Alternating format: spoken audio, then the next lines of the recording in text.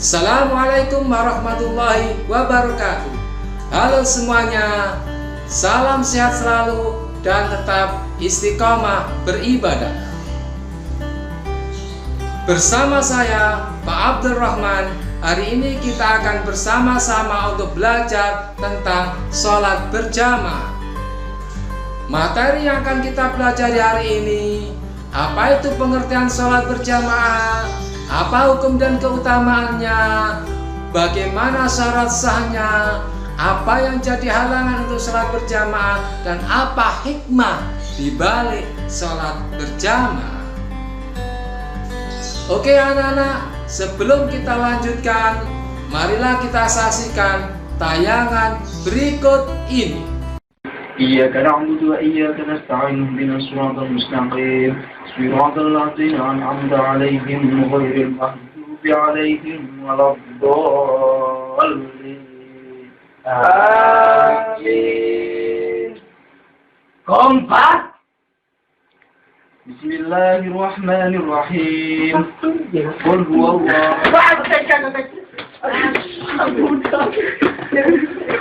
Imam kompak. Fil alamin innaka hamidun majid. Assalamualaikum warahmatullahi wabarakatuh. Waalaikumsalam warahmatullahi.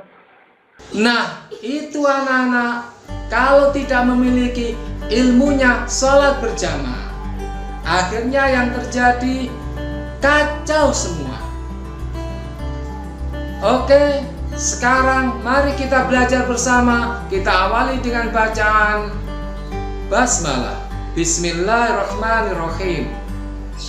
Pak Rahman yakin kalian semua pernah ke masjid ataupun ke musola, bahkan sholat bersama ayah atau ibu berjamaah. Lalu apa sih arti sholat berjamaah itu? Sholat berjamaah adalah sholat yang dilakukan dua orang atau lebih. Salah satunya jadi imam dan yang lain jadi makmum. Lalu apa hukumnya sholat berjamaah itu? Kalian perlu ketahui, hukum sholat berjamaah itu adalah sunnah muakkad, sunnah yang sangat dianjurkan pelaksanaannya. Bahkan sebagian ulama menghukumi dengan fardu kifayah. Dan apa keutamaan sholat berjamaah? Keutamaan sholat berjamaah ini luar biasa. 1 dibanding 27 derajat. Sesuai dengan hadis Rasulullah. As-salatu jama'ati afdalu min sholatil fadli bisab'ina wa ishrina darajah. Sholat berjamaah itu lebih utama 27 derajat dibanding dengan sholat sendirian. Bahkan dalam riwayat yang lain, orang yang rajin sholat berjamaah akan dibebaskan dari api neraka. Sekarang mari kita pelajari bagaimana ketentuan syarat sah sholat berjamaah. Syarat sah sholat berjamaah itu ada 4. 1, ada imam. Yang kedua, ada makmum berniat mengikuti imam. Dan yang ketiga, sholat berjamaah dilakukan di dalam satu majelis atau satu tempat. Yang keempat, sholatnya makmum sesuai dengan sholatnya imam. Nah anak-anak, seseorang untuk menjadi imam juga ada syaratnya. Syarat jadi imam itu ada 8. 1, mengetahui syarat dan rukun sholat serta perkara yang membatalkan sholat. Yang 2, fasih dalam membaca ayat Al-Quran. Dan yang ketiga, paling luas wawasannya tentang keagamaan dibanding yang lain. Yang kelima, akalnya sehat. Yang keenam, balik. Dan yang ketujuh, berdiri pada posisi paling depan. Yang kedelapan, seorang laki-laki. Perempuan bagaimana? Perempuan boleh jadi imam untuk kaum perempuan sendiri. Dan yang terakhir, tidak sedang bermakmum kepada orang lain. Demikian pula anak-anak, untuk jadi makmum ada syaratnya. Syarat jadi makmum itu ada 5.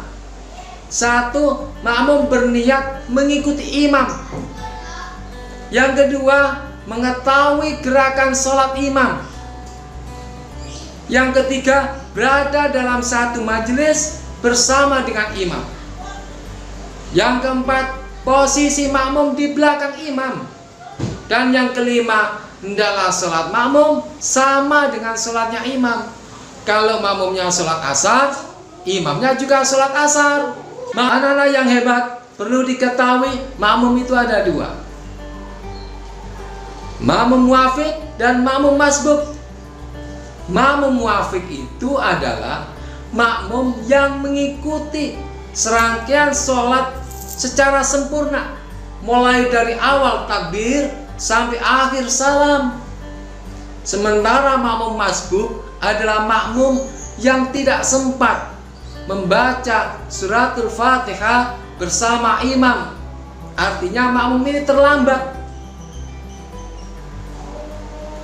Anak-anak sekalian, lalu faktor-faktor apa yang bisa jadi penghalang dalam sholat berjamaah?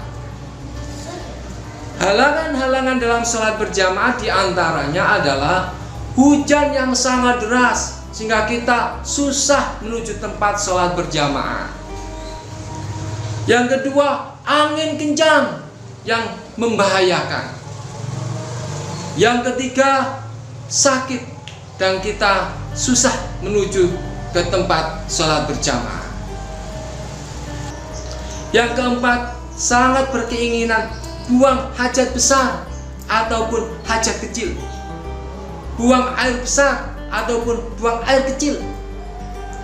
Dan yang kelima, karena baru makan makanan yang berbau dan sulit dihilangkan. Contohnya petai,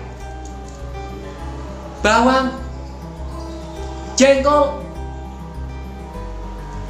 Akhirnya anak-anak, sampailah kita pada hikmah di balik sholat berjamaah.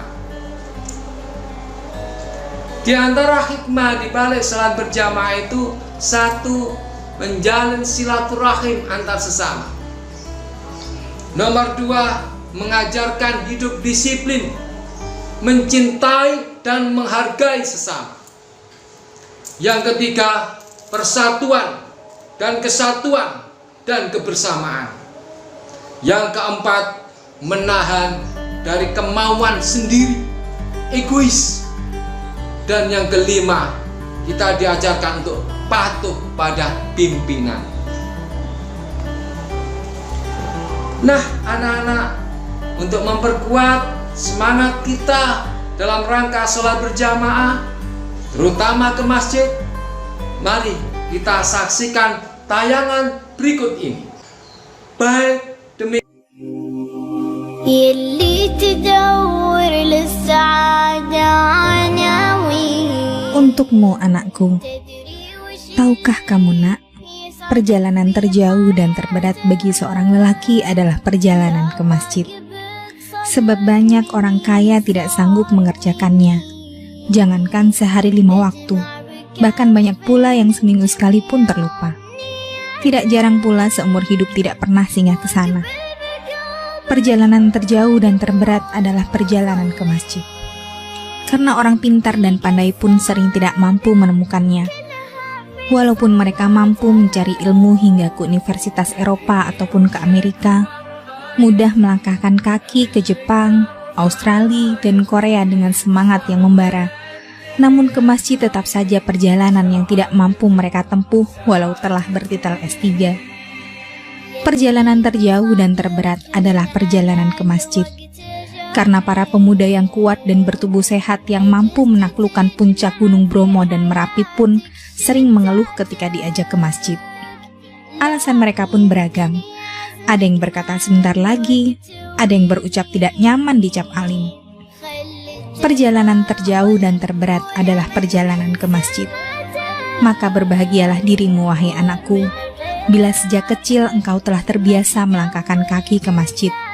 Karena bagi kami, sejauh manapun engkau melangkahkan kaki, tidak ada perjalanan yang paling kami banggakan selain perjalananmu ke masjid. Biar aku beritahu rahasia kepadamu. Sejatinya perjalananmu ke masjid adalah perjalanan untuk menjumpai Rabb-mu. Itulah perjalanan yang diajarkan oleh nabimu, serta perjalanan yang akan membedakanmu dengan orang-orang yang lupa akan Rabb-nya. Perjalanan terjauh dan terberat itu adalah perjalanan ke masjid. Maka lakukanlah, walaupun engkau harus merangkak dalam gelap subuh demi mengenal Rabb-mu.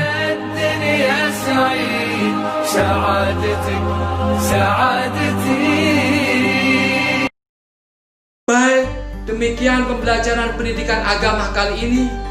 Untuk menambah wawasan kalian dalam materi ini, silakan baca buku kalian dan buku-buku yang lain, terutama buku fikih. Dan hal yang lebih penting adalah, mari kita langkahkan kaki kita menuju masjid untuk sholat berjamaah. Akhirnya kita akhiri sesi ini dengan bacaan hamdalah, alhamdulillahirabbil alamin. Kurang lebihnya mohon maaf. Assalamualaikum warahmatullahi wabarakatuh. Terima kasih.